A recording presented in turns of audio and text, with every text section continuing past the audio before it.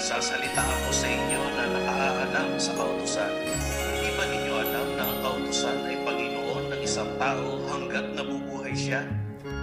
Halimbawa, ayon sa kautusan, ang isang babae ay natatali sa asawa niya habang ito ay buhay.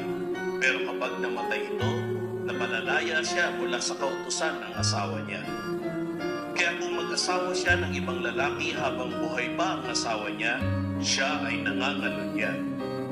Pero kung mamatay ang asawa niya, magiging malaya na siya mula sa kautusan nito, kaya hindi siya nangangalunya kapag nag-asawa siya ng ibang lalaki.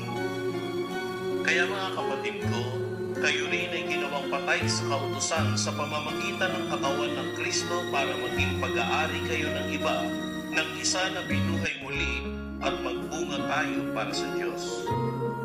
Dahil noong namumuhay tayo ayon sa laman, ang makasalanang mga pagnanasa na nahayag dahil sa kautusan ay gumagana sa ating katawan para magluwal ng bunga na umaakay sa kamatayan. Pero malaya na tayo sa kautusan dahil wala na itong kontrol sa atin. Kaya dapat na maging alipin na tayo ng Espiritu at hindi ng nakasulat na batas gaya noon.